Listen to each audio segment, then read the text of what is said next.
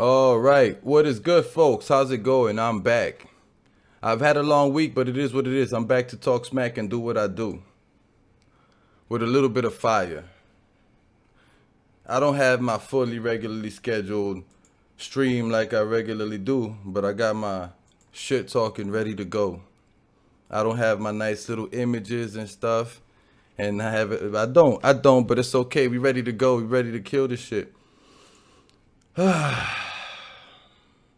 Before I fully dive into some sports talk, let me just introduce you with another one of my songs that I have coming out mid-May. I've decided a release time period. It's gonna be mid-May, so either 13th, 14th, 15th, 16th, maybe even the 18th. We're gonna see. But I'm releasing my music, my EP, somewhere in the middle of May. Here goes another little track to let y'all hear another little sample. This one is called Nice Night.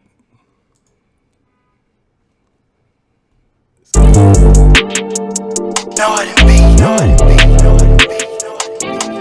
go.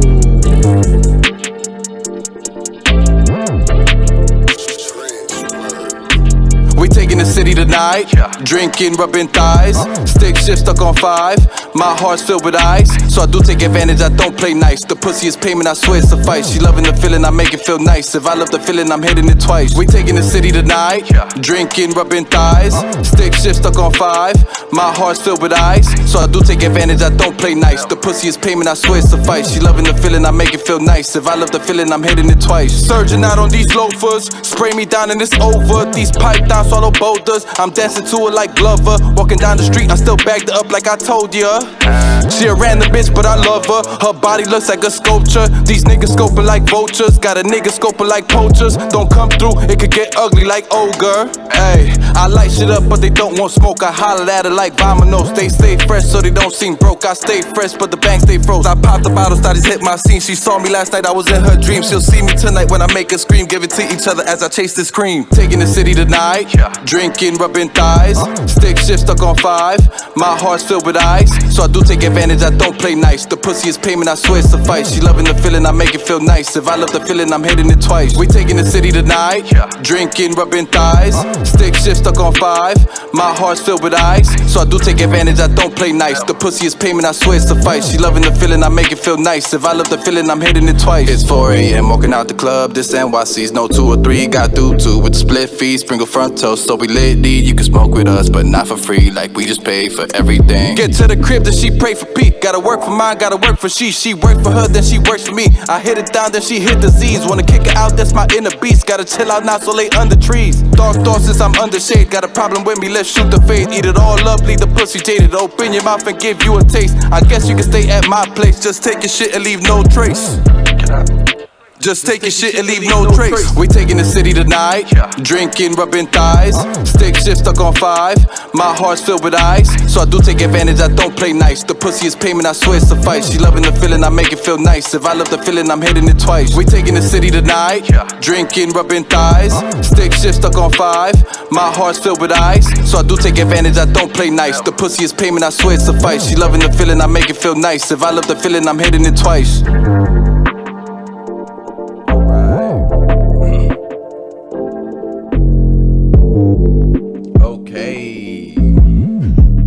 Okay. Alright, y'all.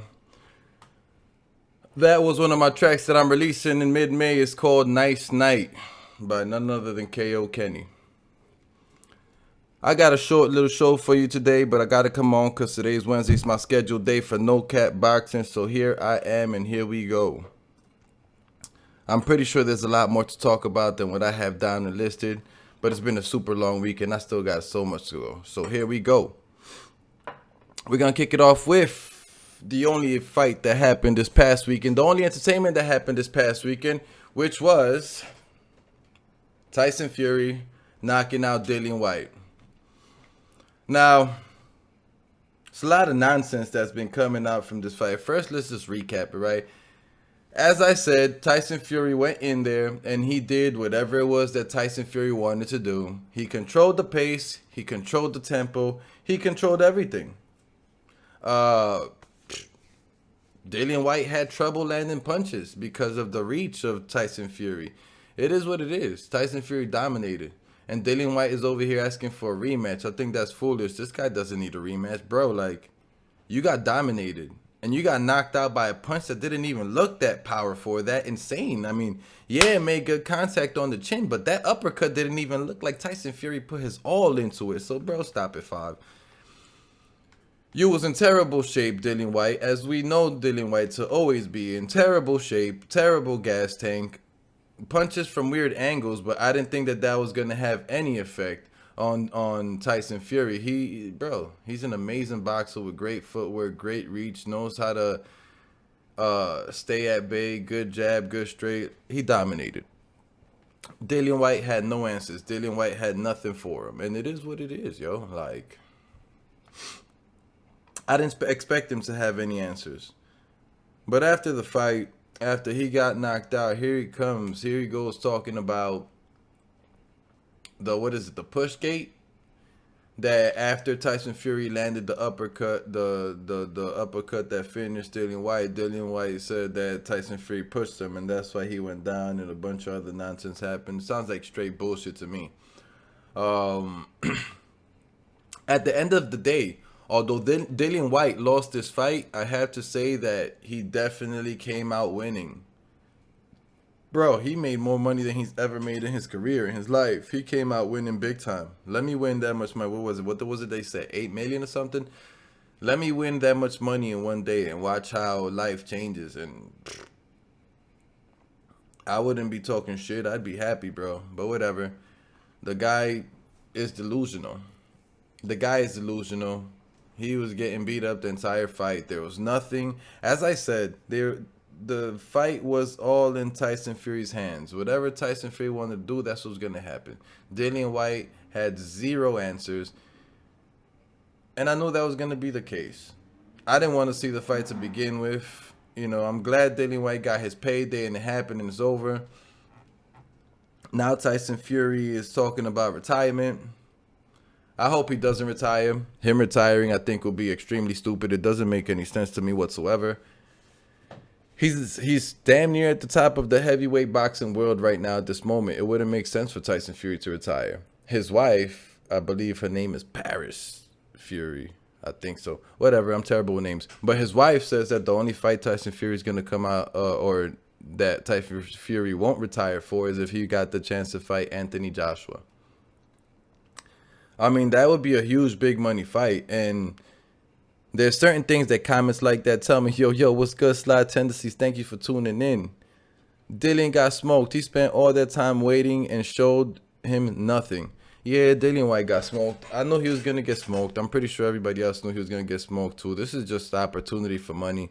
The way Anthony Joshua smoked Dillian White, the way Povetkin smoked Dillian White, I knew that Tyson Fury was going to smoke him. It was just a big payday move, if you ask me. I didn't think Dillian White had any chance at winning that fight. But, yeah, man, I do hope Tyson Fury does not retire.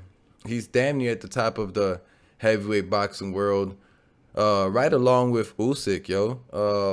And that is the fight to make. That is the fight to see. That is the fight that will determine who the heavyweight king, who the heavyweight champ is. Yo, salute D-Style. Thank you for joining in.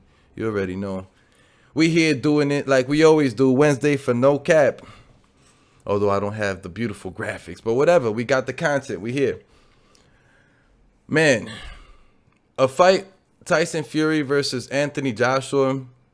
For me, that doesn't even really sound like the fight that I want to see. It doesn't sound like the legacy fight that I want to see. It more sounds like another big bank money fight, which just seems like what it is what Tyson Fury is chasing up at this point. Like, if he's threatening to retire, not wanting to box Usyk, then yo. I mean, he didn't say the words that he doesn't want to box Usyk. That didn't come out of his mouth. What did come out of his mouth is that he wants to retire. And then what came out of his wife's mouth is that the only fight that he wouldn't retire for is if he got the chance to fight Anthony Joshua. And the only thing that Anthony Joshua has that Usyk does not have is a big-ass money name and demands big-ass money and big-ass crowds in Wembley Stadium, which would 100% beat the outcome and the attendance at Wembley than the Tyson Fury Dillian White fight. Imagine if Tyson Fury and Anthony Joshua fought, the crowd that would show up to that. TBH, my man, the boxing historian 206. What's happening? Can't complain, bro. Life is happening. We good. We chilling. Having a good old day, man. But yo, Tyson Fury, damn near the heavyweight king right now. We got the other guy, Usyk, the other heavyweight king right now, who's going to be fighting AJ soon, who's probably going to beat AJ again. And then the only question that everybody's going to have in their mind is Tyson Fury versus Usyk. And will that question ever get answered? I don't know. If that man retires, that question is never going to get answered, unfortunately. That fight's easily a $200 million fight. Yo, big time. Look, Tyson Fury, he's a big money man now. And Anthony Joshua's been a big money man, a big cash cow. So I really do hope that Tyson Fury doesn't retire. But from what he's been saying, from his wife been saying, I'm not convinced that he's not going to retire. Right now, I feel like he is possibly looking to retire or looking to take a good lengthy time period away from boxing. And that shit sucks because it's going to leave all the unanswered questions. For some people, it's completely fine. People don't care.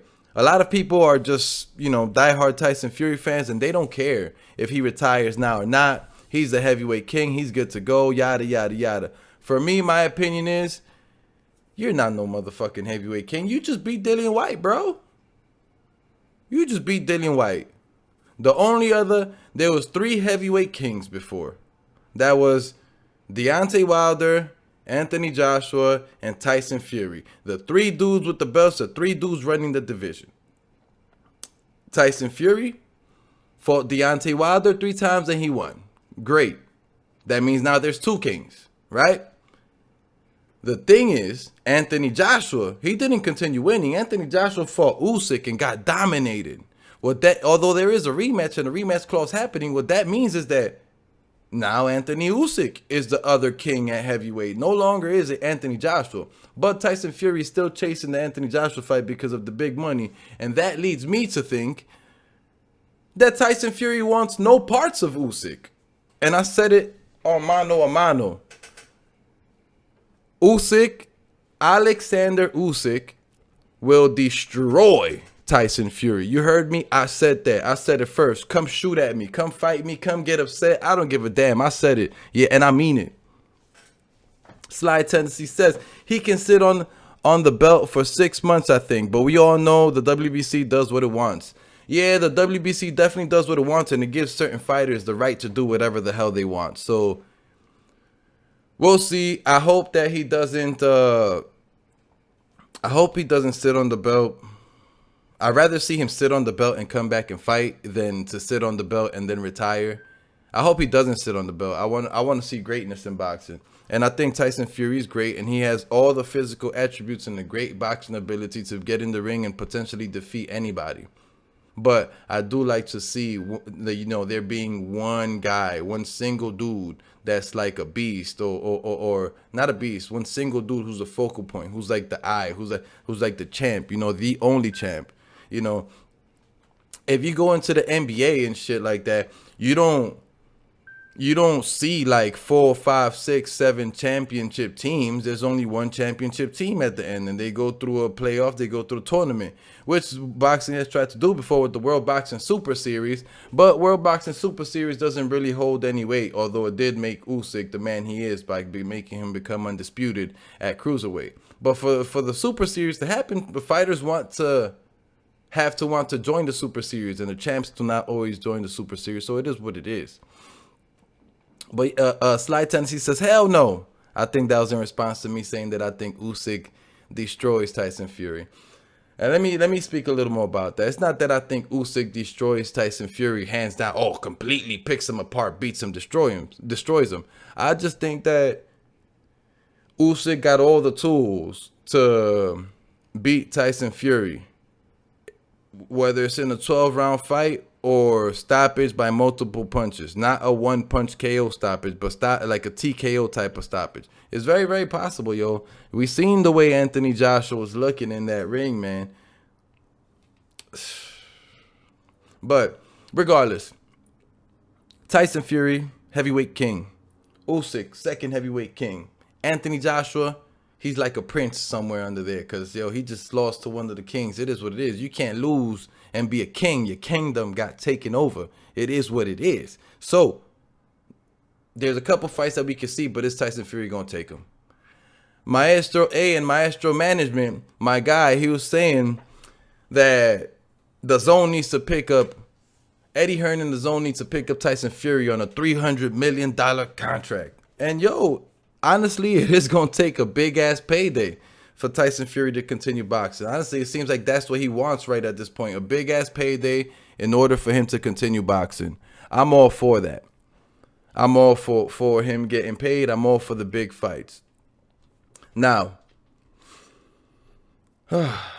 Now. By the way, trash undercard as we all knew this past weekend. And even the fight with Dillian Whyte and Tyson Fury wasn't all that amazing. It had quite a few boring moments, but, you know, I knew it was going to be that way. Had zero doubt. Now, though, I want to move to the next upcoming events because this is what I'm more excited about. We already know the news of what happened. We already saw the knockout. We heard the shit talking. We heard the Pushgate stuff. We know all of that, and we know exactly what we want to happen, but we know the potentials of that happening or not happening. By the way, Dillian Whyte is not getting no rematch. That'd be some foolish shit. Why give Dillian Whyte some more money to just go in there and lose? Why take more money from the people to just watch Dillian Whyte lose again? But here we go. This coming weekend, we have Katie Taylor versus Amanda Serrano and Shakur Stevenson versus Oscar Valdez. Yo, it's going to be a super exciting weekend. I still don't know what times these fights are playing, but I do hope that the fights do play at a time where I can watch both of them. You know what I'm saying? Because this shit ain't easy, man. This shit ain't easy. Watching all the fights, trying to be available to live your own life and entertain your own life, and, you know, trying to split your eyes between two screens to watch two screens at the same time because two fights are going on at the same time. Yeah, it's very, very difficult. So I do hope that they figure it out and that they figure out some way to overlap it or some way to wait for one fight to be over for the other to begin. But whatever. We have a lot of great boxing this weekend. This shit is going to be live. By the way, the Shakur Stevenson, Oscar Valdez undercard is caca. Straight doo-doo. I hope Mike Lideris, I hope I said that right. No disrespect if I didn't. Thank you for joining in. Says, I hope Frank Warren sues him for sabotaging the promotion. I got Shakur and Taylor. I don't think Frank would sue him. I'm not sure that he sabotaged the promotion because the fight still sold crazy. Everybody was still there. It still had a record-breaking attendance. So I don't really think that Frank will sue Dillian Whyte. But I do hope dumb shit like that stops happening. At the end of the day, the fans deserve the press conference, the weigh-ins, the face-offs, and all that other shit. The fans deserve, you know, the realness in boxing. Not emotional stand-back nonsense. Not trying to engage. But yo, those are two good predictions. Those are two great predictions for this weekend. I'm going to hop into Katie Taylor versus Amanda Serrano first, and then I hop into Shakur Stevenson versus Oscar Valdez. So here we go. Yo, the fight versus Katie Taylor and Amanda Serrano, I'm actually very excited to see that fight, believe it or not. I spent a good couple of hours watching highlights, reviews, replays of both of these girls fighting. Yeah, man, it's going to be an exciting fight. Katie Taylor can definitely box her ass off, man. She got some great in and out movement. She got some fluid combinations, fast hands. She does have some power on her, but she does seem to be more of the 12-round fighter. She's skilled, yo. It's going to be entertaining. It's going to be super entertaining in there. And then what makes it even crazier is that I've never seen, I've never actually seen Katie Taylor, but then again, I don't follow women's boxing as closely as I do males boxing. I'm starting to do so now. But Never seen Katie Taylor fight anybody of the power. Yo, what's good, Chicano Prophet and Philly Irish Drew Evil? How's it going? I can't complain out here. But I do see Katie Taylor. Excuse me. I have never seen Katie Taylor face someone with the power of Amanda Serrano. I've seen Katie Taylor face a lot of boxers, and I've also seen Serrano face a lot of boxers. And Serrano is not only about power. Serrano can also box too, but I think Katie Taylor's boxing ability is better than Serrano. Good looking, Mike Ladarius. I appreciate that, brother. We keep it factual here. We keep it going. But let me see. Maybe I could get a link going. Send a link out. Get some people to join in and chop it up with me. Let me see what I do. Let me get Skype going on here. But man, I gotta say, Katie Taylor got some hands. Serrano got some hands. Katie Taylor has a better boxing ability, in my opinion. Amanda Serrano has great boxing ability, but I think she has more power than Katie Taylor. And she also tries to go for the finish when she has her whoever she's fighting buzz. So yo, I'm excited for this shit. I am excited for Katie Taylor versus Amanda Serrano, and it can very well. Although Katie Taylor does not have a weak chin. She does not have a weak chin. But yo, Amanda Serrano can fucking crack. I honestly think it's gonna start like this. Amanda Serrano is gonna go in there and she's gonna be trying to put in work in the early rounds. She's gonna be trying to hurt Katie Taylor and trying to see if she can end the fight early by stoppage. But when she sees that that's not going to be working because Katie Taylor has a phenomenal boxing ability, when she sees that that's not happening, she's going to try to adjust and go back to boxing and hitting the body more and imposing her will, but not by like this relentless type of fighting style that she sometimes gets in when she has her opponent hurt and she's trying to stop her opponent for good. So, man, I'm excited for this shit. I'm excited. Chicano says, Philly, who you got for Taylor Serrano? Serrano by stoppage. Yo, look, Philly, I don't think you far off, because that is very well one of the outcomes that can happen. Serrano can definitely win this fight by stoppage. Katie Taylor can also win this fight by a 12-round decision. It's going to be a very, very close one. Lord Muff, how's it going? I got Serrano all day. I wish she got me. Look. That was a good one. Yo, but look, man, it's going to be an amazing match. It really is going to be one of the best female boxing matches to ever go down. I see there being fireworks from the first bell. From the first bell, there's going to be fireworks because Serrano's going to come out on fire. She's going to come out trying to hurt Taylor. And Taylor don't play that shit. Taylor got super fast hands, amazing footwork, and every time she gets hit, she comes back with the fire. She's not willing to just get hit and not come back. She's there to win. She's there to fight, and she got a good chin. She can definitely lose by stoppage, but she can definitely win this 12-round decision. That's how I see this fight winning. Excuse me, that's how I see this fight going. I think either Serrano is gonna win by a stoppage somewhere in the mid rounds.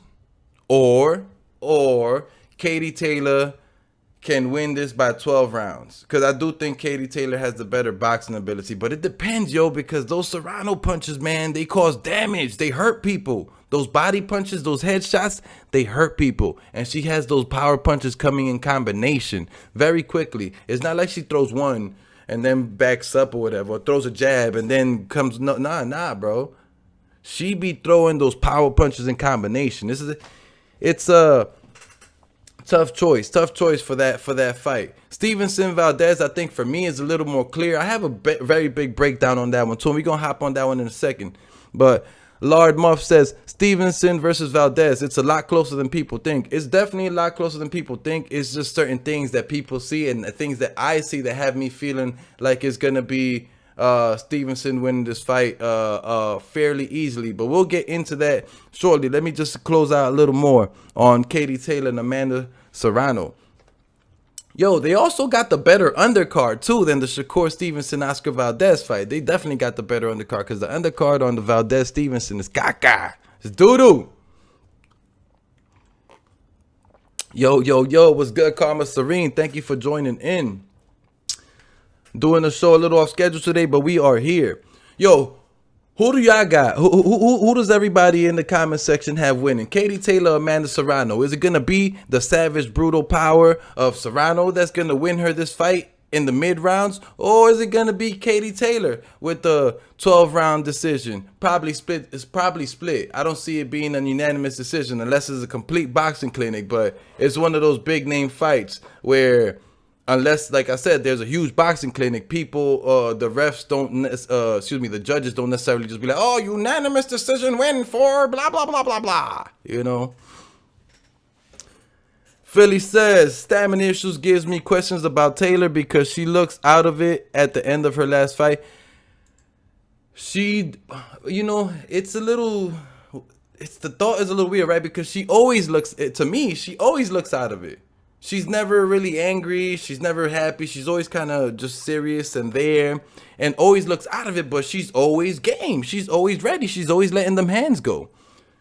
Karma Serene says, I got Amanda split decision. Maybe a draw. We might see a second fight. Yo, that's very possible. It's a very big name fight. And unless somebody's completely dominating this fight, it can definitely be a draw. We know the way these promoters and the way that boxing goes. It's all about the money. If it ain't about the money. So, yeah, it's all about the money. And unless there's a clear, concise winner, that we can definitely see there being a potential rematch to this fight. To this fight.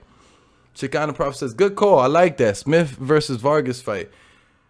Yeah, man. Smith versus Vargas fight is the third best fight of this weekend. The Valdez Stevenson fight is, undercard is do.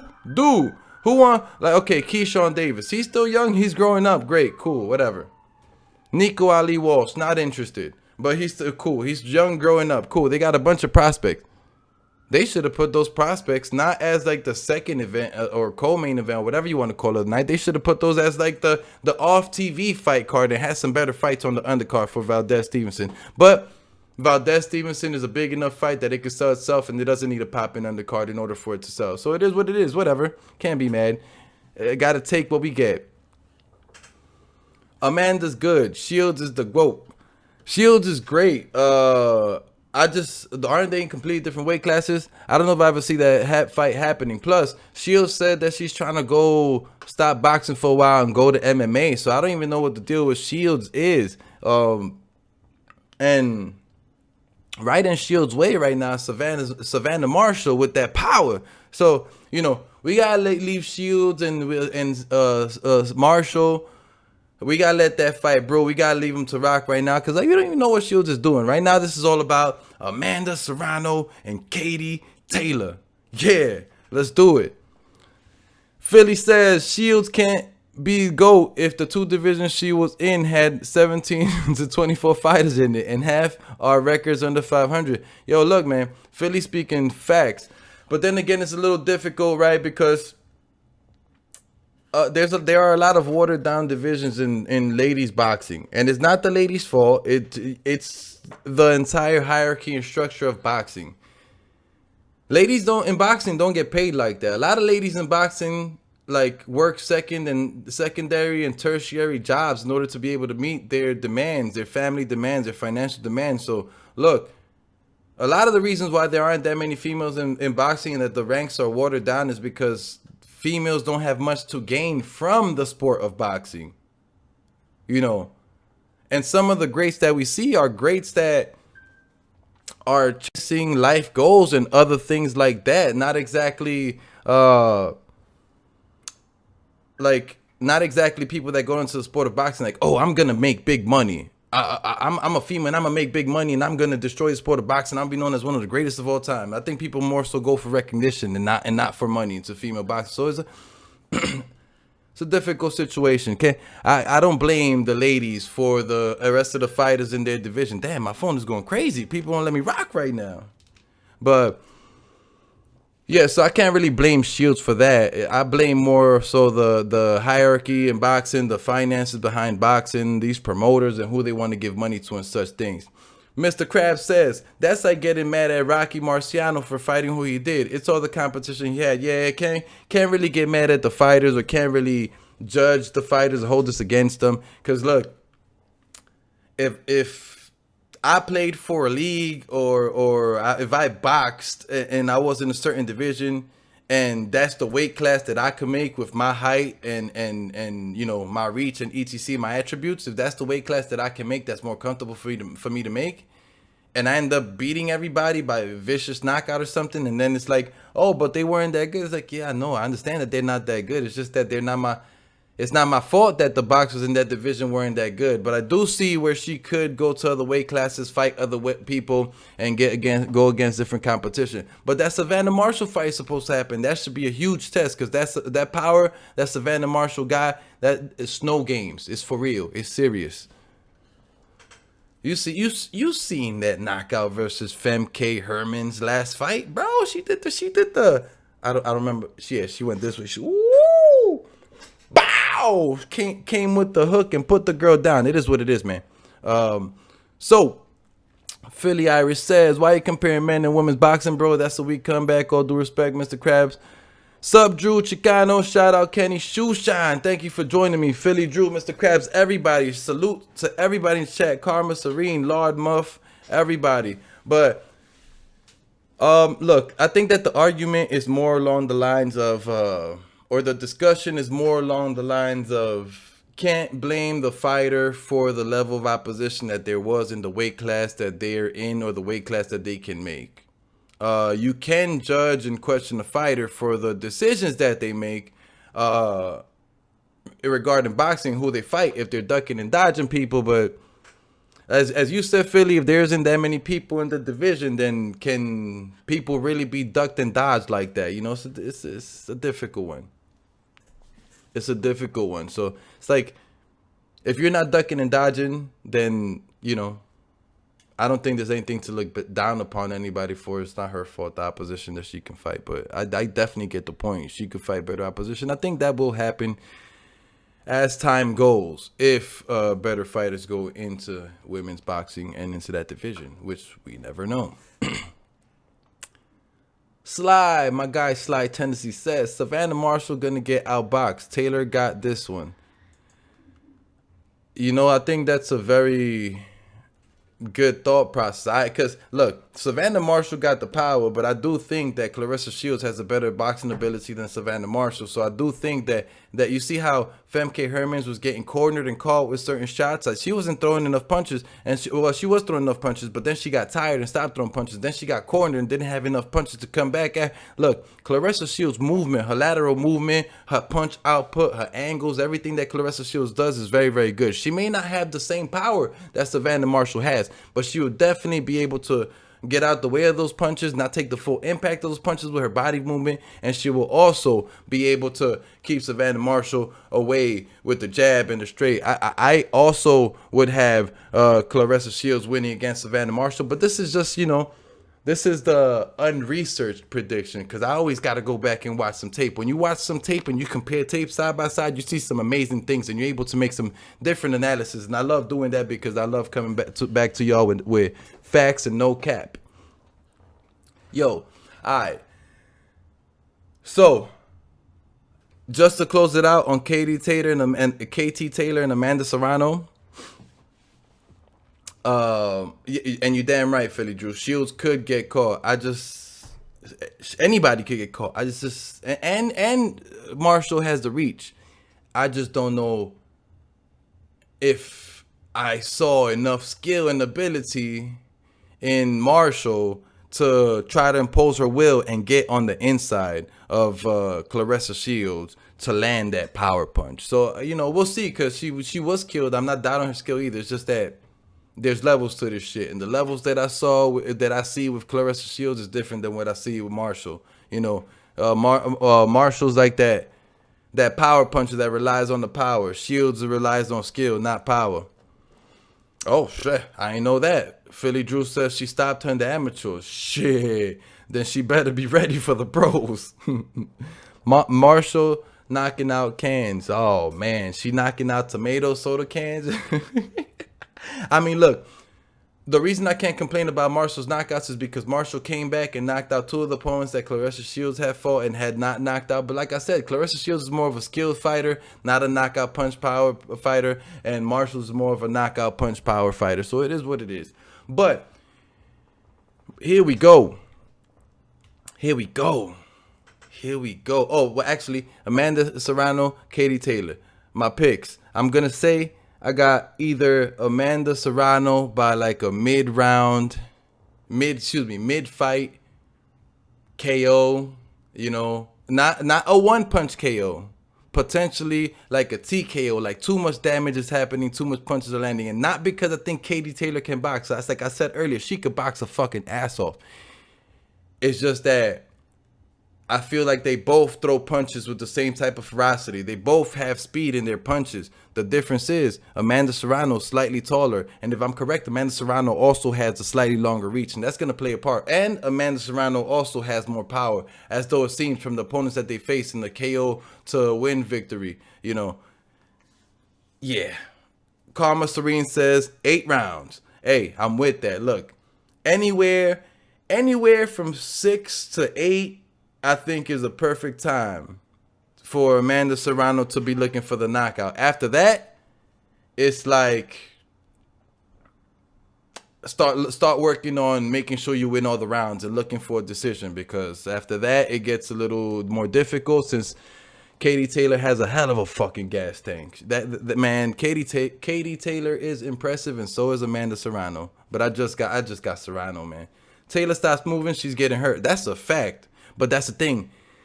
It isn't often that you see that Taylor stops moving. That girl could box her ass off. She has some great in and out footwork. She doesn't ever stay in the range of punches to really catch damage like that. So literally, that's what Amanda Serrano's going to have to be working on. Coming forward with a very fast step forward that takes a lot of space, and coming with the jab to obviously blind the girl and catch her some in the face. After the jab, that's when it's time to let the power punches and the combinations go, bro.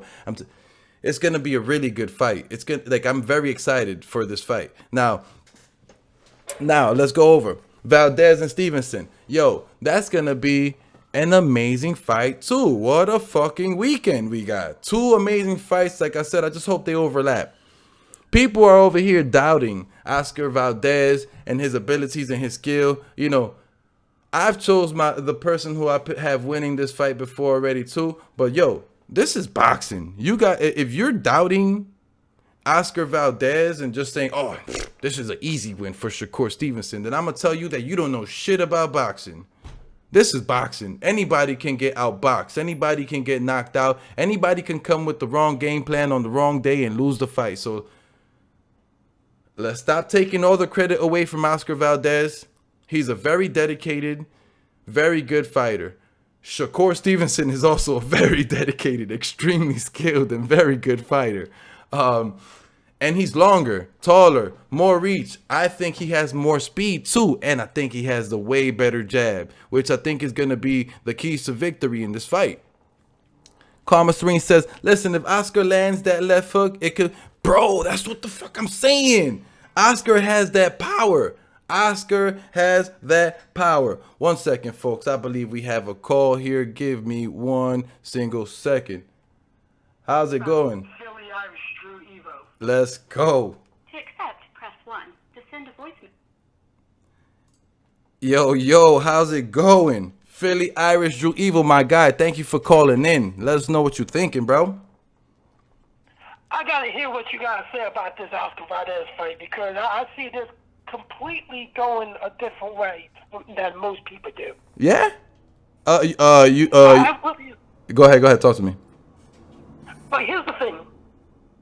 I really don't think, I have not really seen Oscar Valdez fight guys, like pure boxers, guys that are good counter punchers, that really set the tone and everything. Like, he fights guys that like coming forward and everything, that likes to bang with him. And I really see Oscar Valdez having a hard time fighting Shakur Stevenson. Yeah. Because he's going to go forward, but Shakur Stevenson's going to wait for him and counter him. And he's going to get outboxed. I really think this is going to be a real easy fight for Shakur Stevenson. Yeah. Because I think he's going to be able to counter him often, and he's going to keep moving. And I don't think Oscar Valdez is going to have the gas tank to keep moving with Shakur Stevenson for 12 rounds. You know, that's I agree with a lot of what you're saying, Philly. Like, for real, Shakur Stevenson is much faster, has the much better jab, has longer reach, has better footwork, if you ask me, and has a better gas tank, like you just mentioned. And if Oscar Valdez can't figure out how to get on the inside with his shorter arms and land his power punches, it's gonna be a terrible 12-round fight for Oscar Valdez, because he's gonna convincingly lose a unanimous decision. Shakur Stevenson can clearly keep it boring the entire fight and easily win this fight, if you ask me. Well, Yeah, he definitely can. The thing is, for Oscar Valdez to have a chance in this fight, he has to cut the wing off. I don't think he's going to be able to cut the wing off.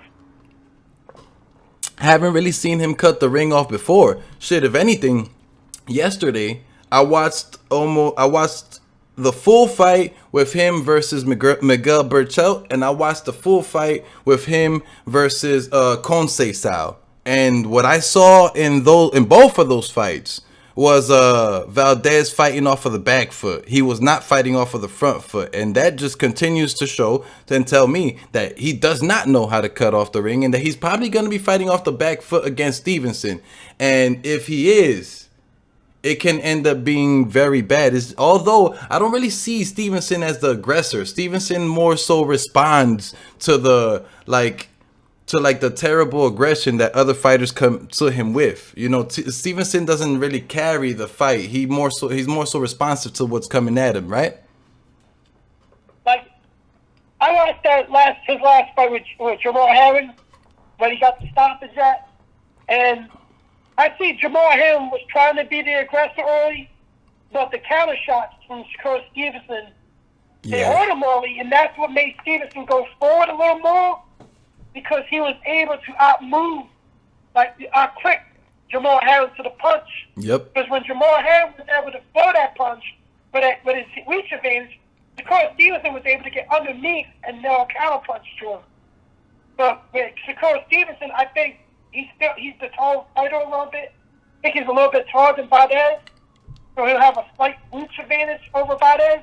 But I think Valdez, he is the type of guy that fights off his back foot a lot. Mm-hmm. But he's not. He's a guy.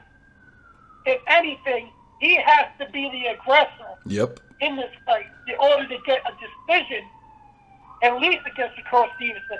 But I don't think he's going to be able to. I think he's going to stay trying to force Shakur to come forward to fight him. Shakur's not going to do that. I agree. Shakur's going to force him to fight coming forward, and Oscar's not, comfortable fighting forward. I agree. That's going to be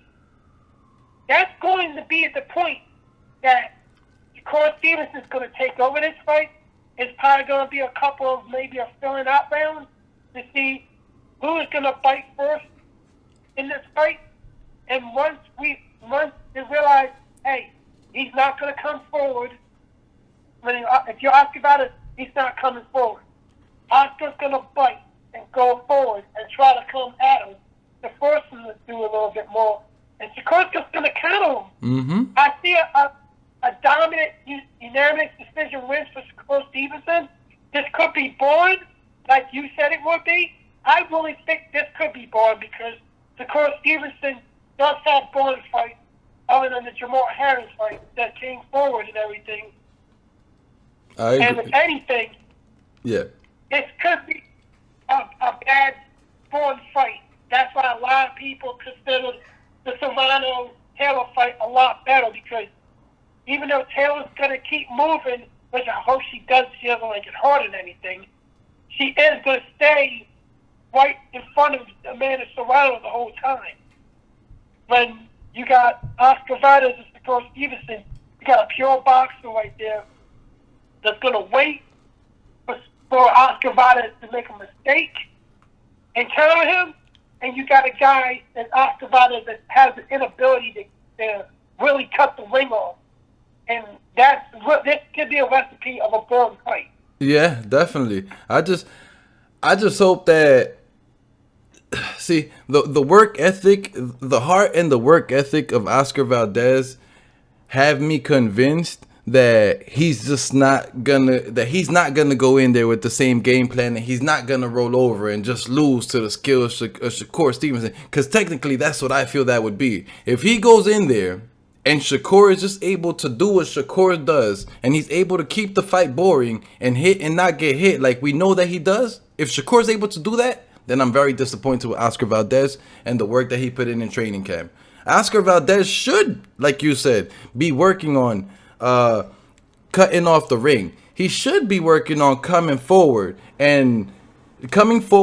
while trying to dodge a long, fast jab side to side and trying to land his own jab and his own hook while coming forward and trying to dodge the jab. You know what I'm saying?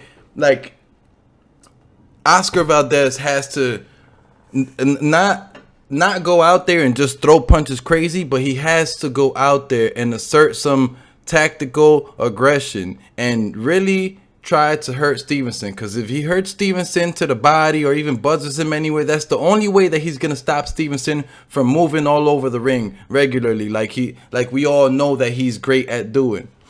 Real quick, let me shout out Maestro A. Thank you for joining. Says he's really looking forward to this fight. So am I. Team Batman Boxing, thank you for joining. Says, man, late to the show. What up, Kenny, my man?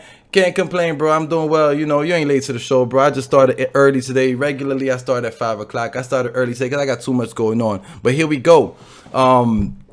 We over here talking about Oscar Valdez versus Stevenson. I'm here with Philly Irish Drew Evo, discussing the thoughts on how the outcome of this fight could be. Now, do have to say, I've been very impressed with the training camps, the efforts, the work ethic, and everything that's going on with these two fighters. Shakur Stevenson getting Bud involved and sparring the bigger, stronger man to get himself ready for the power and work that Valdez may potentially bring in this fight. And then we have Oscar Valdez preparing with Canelo for the vicious body shots and for the aggression and the smart combat and come forward. So, yo, I am very excited for this fight, regardless of how I think it could potentially turn out being. Because, like I said, it could be an amazing fight, but it could also be a stinker. I think if I was Oscar Valdez's trainer, my strategy would be to really, like he did in the Mattel fight, he was moving a little bit. He was kind of boxing a little bit.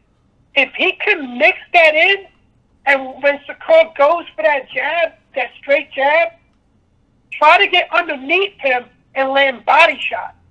Because if he can land body shots early and often in the early rounds and everything, it probably could slow him down and everything. Because if you can get body shots in early and invest your offense to the body early, it's gonna make Shakur Stevenson second guess himself when he throws that jab or when he goes for a counter shot. Because once you go to the body a little bit, invest your offense to that body, it slows him down in later rounds. Mm-hmm. You can take body shots and start going upstairs and start investing with your jab and start investing with the right hooks and everything. But he has to cut the ring off also in order for that offense to work too.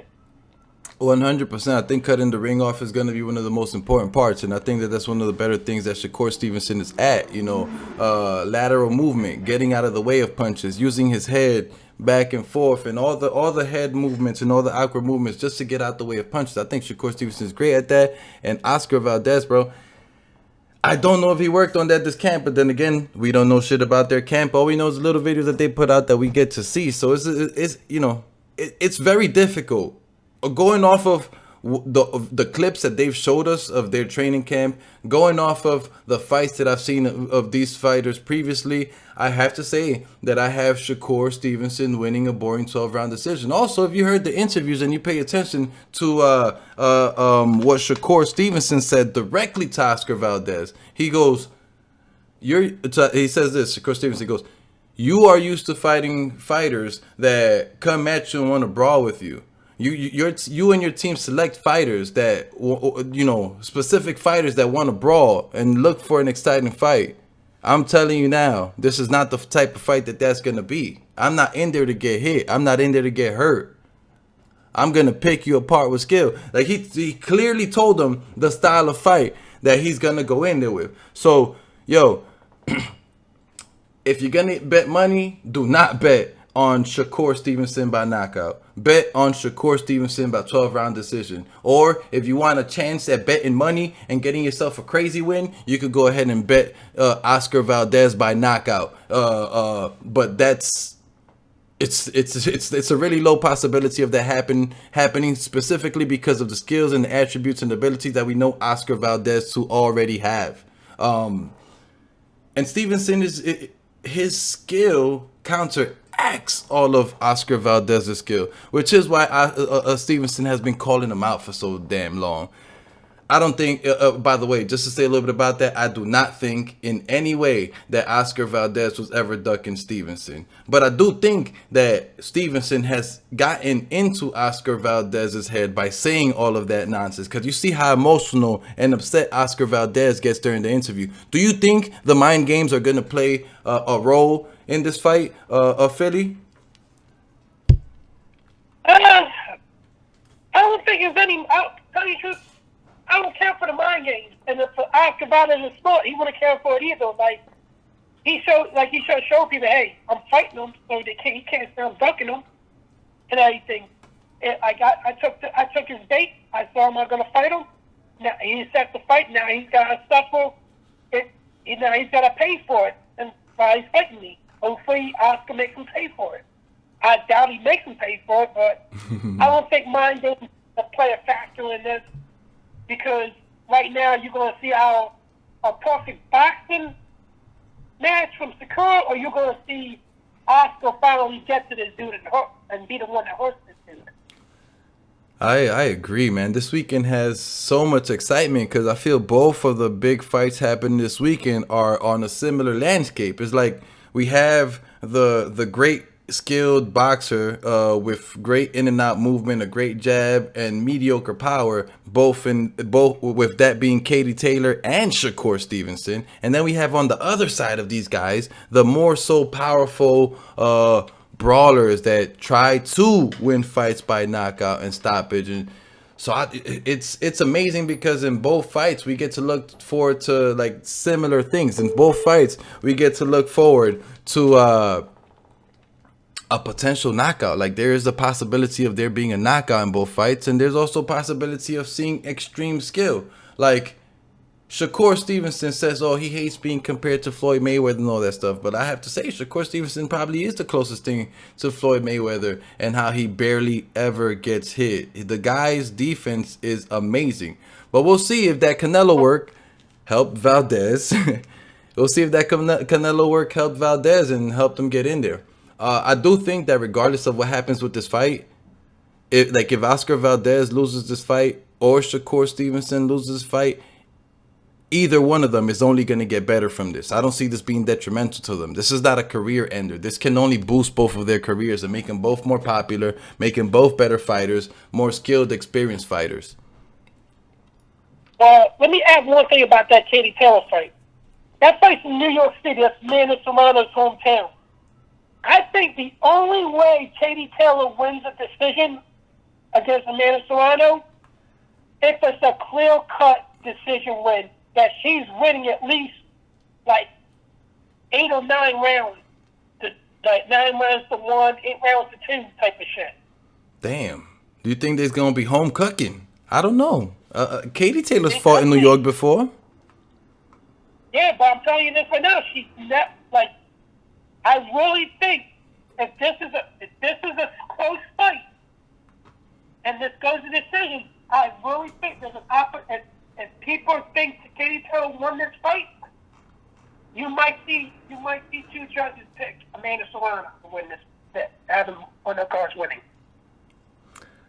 I mean, I could see something like that, but it would have to be very close for something, very, very close for something like that to happen. And I'm not sure that I necessarily see this being a close fight. It really depends what Amanda's in her gym doing. Is she training just to go out there and get the KO, or is she training to box? Because if she's training to box, I think the KO can come. But if she's training to get the KO, I think she's going to be in for a rude awakening because she's going to get put all over the place by Katie Taylor's skills. So it really depends.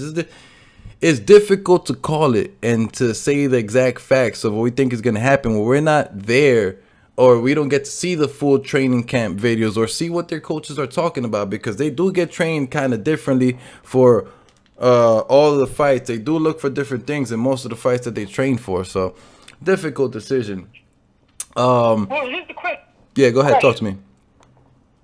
Where do you see the winner of this fight going after this? Do you see them fighting Jessica McCaskill, or do you see them possibly fighting for other legacy and adding a Hall of Fame on the list like Cecilia Brækhus? That's a difficult one. I know that whatever happens from here, none of these ladies are retiring. From here, they're probably going to hit the biggest stages that they've ever been at in their career. It's the biggest platform. Whoever wins this fight is going to look like Tyson Fury did winning this fight against Dillian White. Like, he's the heavyweight king now, heavyweight cash cow, aside from Usyk, who I think will beat him. But that's besides the question. Let's stay focused here with Taylor Serrano. I think whoever wins this fight is going to be like a top dog money getter that's going to be, calling shots about who they want to fight, and is probably going to start falling back into the making money realm, since most of their career is tarnished by not being able to make money, because, women get paid so much less than men doing boxing. So I think that either way, whoever wins, the rest of their career is going to revolve around getting good fights, yes, but more so making money than getting the good fights. Well, here's the fact about Amanda Serrano. Even though she's a 7th division champion, she's never been a unified champion. Yeah. It makes me think. Does she care about unification? Is she interested in unification? Or is she following the Mayweather game plan, which is go to a bunch of different weight classes, gain a belt, drop them, and then go fight weaker, older people? I don't know. Like, if she wins this fight, she's undisputed. And then if she fights McCaskill and beats McCaskill, she's undisputed in another weight class. So that would be 9 divisions, 2 classes undisputed. That'd be some historical shit. Yeah, that'd be some historical shit right there. I don't see why she wouldn't take it.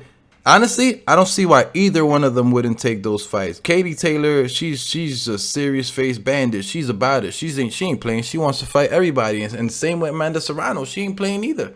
She trains like a beast. She ain't playing either. She wants to fight everybody. So I could see either one of them trying to chase even more greatness and maybe go for undisputed. I would hope that's the way that it goes, though. Never know. One last question before I do start closing out and getting up out of here. I started early today because I had to head out early, but I wanted to make sure I didn't miss out on doing the show like I regularly do. But Nando Yama says the biggest women's fight ever. Both ladies will be extremely motivated. MSG at NYC. Yeah, you ain't playing games, Nando. That's a fact. I'm 100% gonna try to see if I could go over to the fight. I may be able to get some media stuff with Maestro, not sure yet, but I'm gonna see if I could go over to the fight and maybe get some last minute tickets. If not, I'm gonna meet some of the people that we be out here talking with, chilling on YouTube. A lot of people going to this fight from around the US. I'm excited. But last thing before we do get up out of here, what are your thoughts regarding Jesse Vargas and Liam Smith? Philly, talk to me. To me, they're just 2 fighters that are like gatekeepers, in my opinion. They're just 2 gatekeepers fighting. You got a former champion in Liam Williams that has been in the shell battles that got beaten by Canelo at 154. You got Jesse Vargas. He's just I think he's more concentrated on his fucking politics career and everything. So I think Liam Williams wins this fight, or Liam Smith, my bad, wins this fight. I think it's going to be a decision. But I think the loser of this fight really has to think about retiring. Yo, I'm with you on it. Honestly, Yeah, it's been like that for some time. I'm not really a huge fan of both of these guys. Tony Pugilist was good. Thank you for joining. Nando Yama says next 3 weeks are fire, and Team Batman Boxing says I think Taylor gets the win. I can see how Taylor gets the win, and the next 3 weeks are super fucking fire. I can't wait for Canelo Bivol, man. But yeah. I on the other hand, I think I got Jesse Vargas winning this fight, but it's hard to tell. It's probably gonna be a 12-round fight. It's probably gonna be a stinker for portions of this fight, and for portions of the fight, they're gonna be landing pretty big punches. But I don't see anybody really winning by KO. I think it's gonna be a 12-round fight. It's hard to choose a winner because, like you said, they're both gatekeepers and they're both very, very similar in skill level at this age in their career, this stage in their career. So it's hard to choose a winner, but I got Jesse Vargas.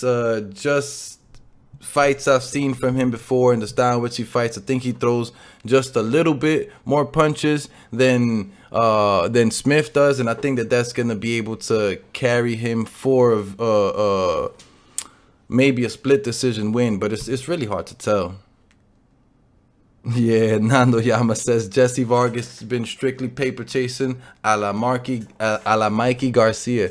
That's a fact. Hey, look, if I had the opportunity to be paper chasing out here too, I would be paper chasing. I mean, I'm always paper chasing, but not like that. Not fighting people for paper.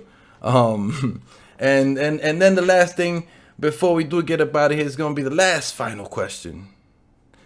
How excited are we for fucking Canelo Bivol?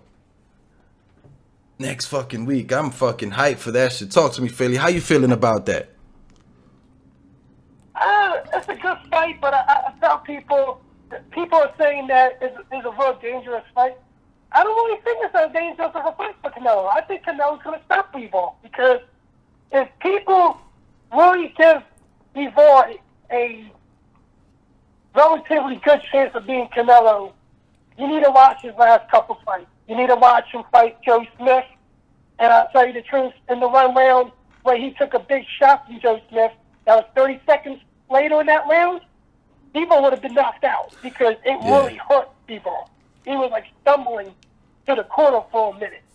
But in his last couple fights, like I've seen defensive questions about him, and he didn't have the best opposition when he fought these last couple guys, and I see these guys were able to still hit him. So he has some defensive questions, and I think Canelo could exploit those questions. But I really think I have Canelo winning by 9th round stoppage. I really think he gets to the body often, and I really think he goes up to the head later on in the fight, and it stops him.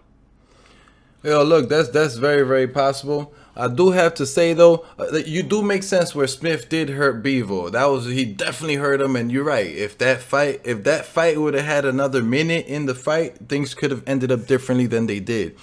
But I do have to say, I think it's gonna be a lot closer than people think. I think this probably gonna be the biggest challenge that Canelo has had in his career, aside from Mayweather, who picked him apart.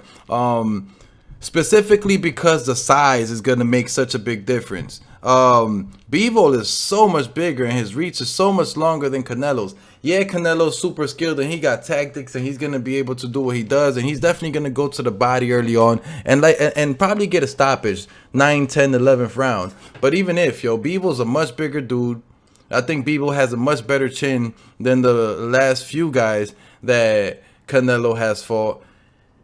And I think his style is a long style with a lot of fundamentals, a lot of angles, a lot of punches to the body, a lot of punches to the head. And I think it's just a mix of style that is going to make it more challenging than people do think for Canelo. But I do have Canelo winning this fight, most likely by stoppage. If not by stoppage, then it's going to be a unanimous or let's go for a split decision 12-round victory. Yeah, man, super excited. Great couple weekends coming up. Can't fucking wait for next weekend. That's going to be the big fight for me. But Philly, I'ma thank you for calling in, brother. I'm gonna get up out of here. I'ma play one song on the stream. I have some songs coming out mid-May. I'ma play one song on the stream, show some love to myself, and thank you for calling in.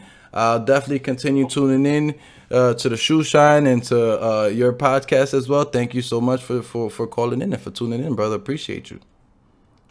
No problem. Thank you, bro. You have a great day, yo. Thank you. All right, so here we have it. I started the stream with something hard. I maybe should finish it with the same type of vibe or the same song probably that I started the stream. You know what? I'm going to do that. I was going to go the soft route for you, but the next stream I'll start with the soft route for you guys. I do have 3 soft songs, like, you know, Drake-ish R&B rap songs that I haven't ever played for you guys, but it's whatever. We're gonna keep it a little more on the aggressive gangster side. Yo, this is the type of song this rap is the type of feeling and shit that dudes get when they or females get when they about to go outside to club, to bar, whatever. They dressed up nice, they feeling legit. This is the type of feeling you got. This the vibes you go with. Here we go.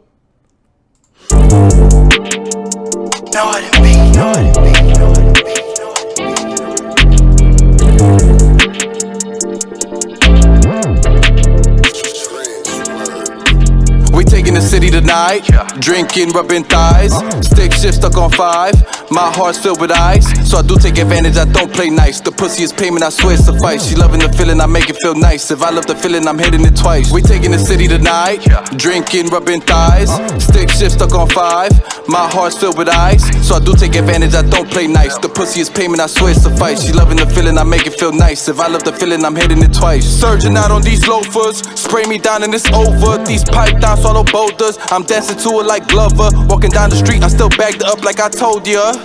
She a random bitch, but I love her. Her body looks like a sculpture. These niggas scoping like vultures. Got a nigga scoping like poachers. Don't come through, it could get ugly like ogre. Ayy, I light shit up, but they don't want smoke. I holler at her like Vamonos. They stay fresh, so they don't seem broke. I stay fresh, but the bank stay froze. I popped the bottle, started hit my scene. She saw me last night, I was in her dreams. She'll see me tonight when I make her scream. Give it to each other as I chase this cream. Taking the city tonight, drinking, rubbing thighs, stick shift stuck on 5. My heart's filled with ice, so I do take advantage, I don't play nice. The pussy is payment, I swear it's suffice. She loving the feeling, I make it feel nice. If I love the feeling, I'm hitting it twice. We taking the city tonight, drinking, rubbing thighs, stick shift stuck on 5. My heart's filled with ice, so I do take advantage, I don't play nice. The pussy is payment, I swear it's suffice. She loving the feeling, I make it feel nice. If I love the feeling, I'm hitting it twice. It's 4 a.m. walking out the club, this NYC's no 2 or 3. Got through 2 with the split fee, sprinkle front toast, so we lit deed. You can smoke with us, but not for free, like we just pay for everything. Get to the crib, then she pray for Pete. Gotta work for mine, gotta work for she work for her, then she works for me. I hit it down, then she hit the Z's. Wanna kick her out, that's my inner beast. Gotta chill out now, so lay under trees. Dark thoughts since I'm under shade. Got a problem with me, let's shoot the fade. Eat it all up, leave the pussy jaded. Open your mouth and give you a taste. I guess you can stay at my place. Just take your shit and leave no trace.